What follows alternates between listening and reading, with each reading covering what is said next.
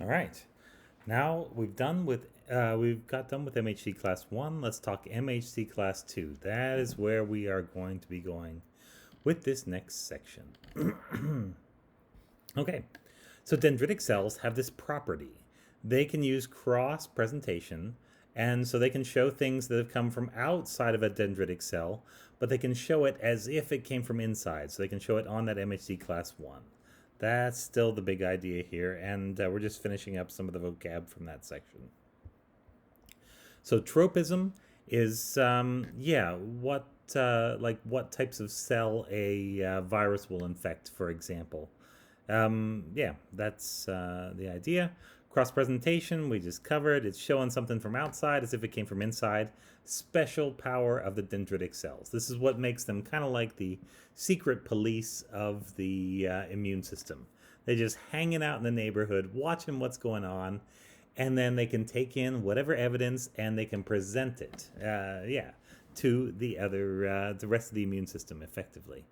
BATF3 is going to be a transcription factor. It's like FOS and Jun, which are two transcription factors that were first discovered in viruses. It's a chicken herpes-like virus, if I remember right.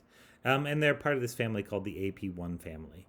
These are going to be transcription factors that are pretty widely expressed, and they're going to activate a lot of different genes. And so that is one of the things that allows dendritic cells to turn on the right machinery to be able to do cross presentations because of this BATF3. XCR1 is going to be a chemokine receptor, and that is going to be a special dendritic cell marker.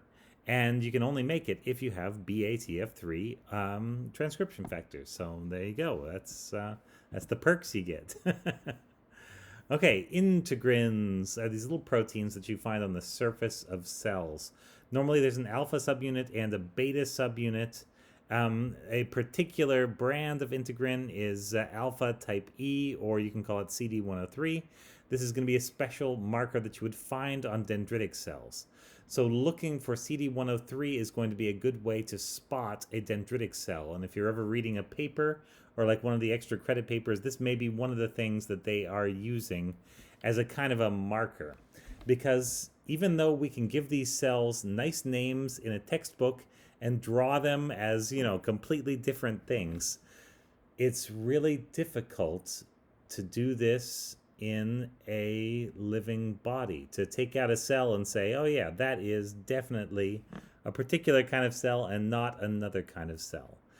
The way that it's done at the moment is they will look for maybe 2 or 3 different proteins that you can find on the outside of the cell, and it should be, if they've done their proteins correctly, if they've chosen them wisely, then it should be that you get narrowed down to what we think of as a specific population. But remember that for all of these gene expression, all of these proteins that a cell can have, there are gradients. There are some cells with a lot, some cells with a little, and some cells with every amount in between. And so we try to identify clusters where there seem to be a few of these cells and they seem to have a particular function. But in between these clusters are all kinds of other little tiny, subsets that have a bit less of some of these things and may have something else. And so this is where all the research in immunology tends to be directed. They're finding new functions for new populations of these cells that are all just out there. And so, yeah, we're basically giving names to things and trying to figure out what they do. All right, so IRGM3 is an immune-related GTPase family M protein 3. That's where that name comes from.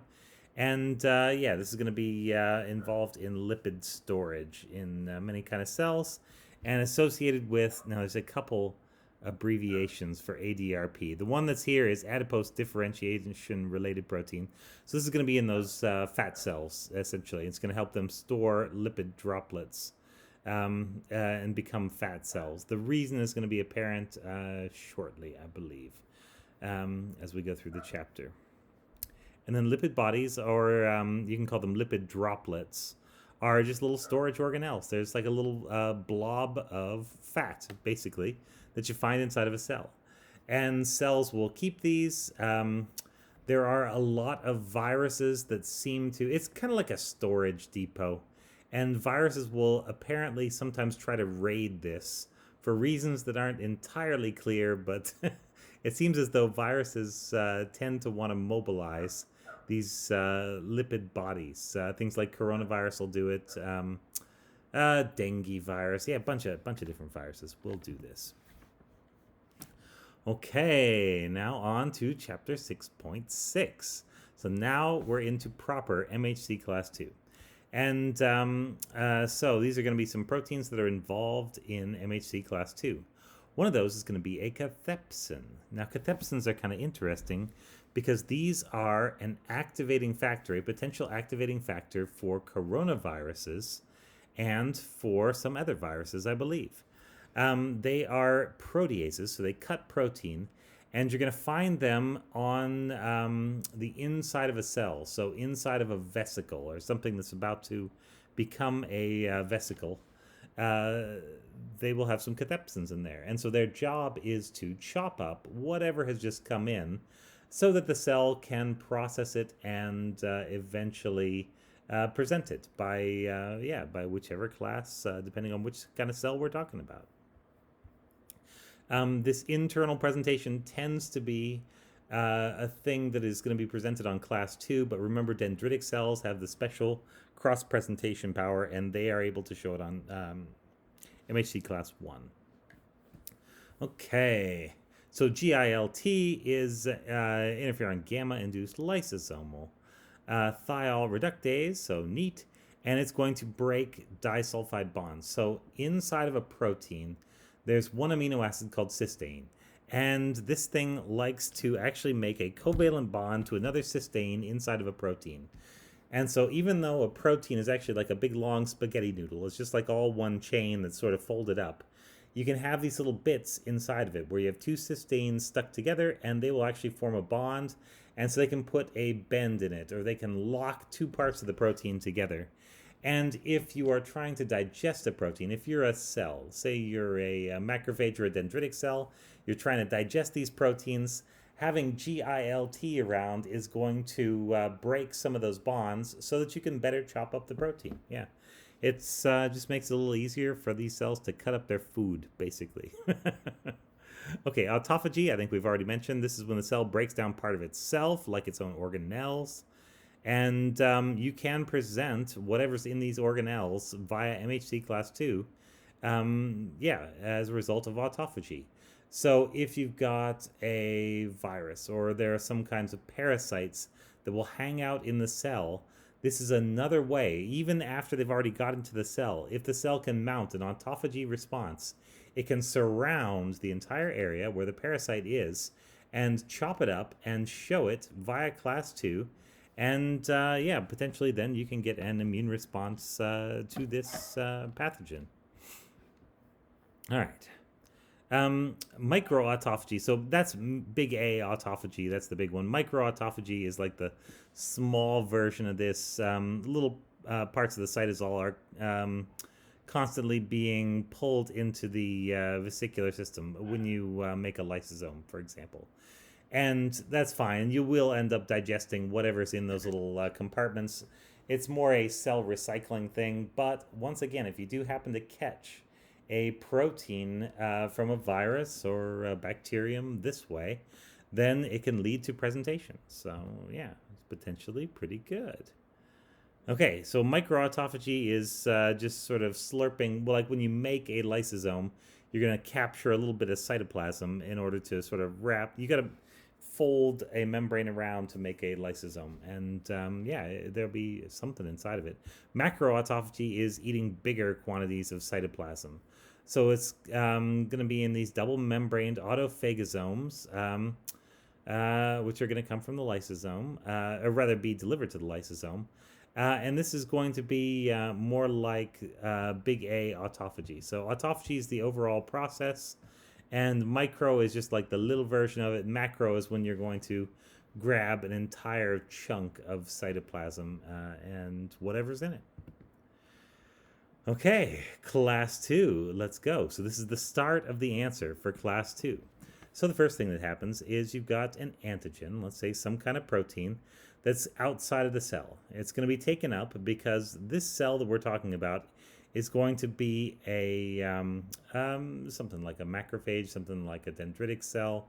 It is going to have the ability to take in things from the outside and present them.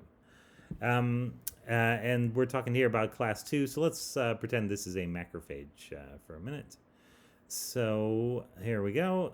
We take this in. We're going to then activate these proteases. And do you remember the name of one of those proteases? It was on the other slide.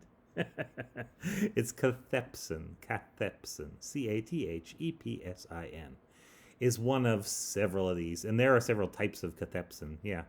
I think it's the E-type cathepsins and the L-type cathepsins that have activated different kinds of coronaviruses, for what it's worth.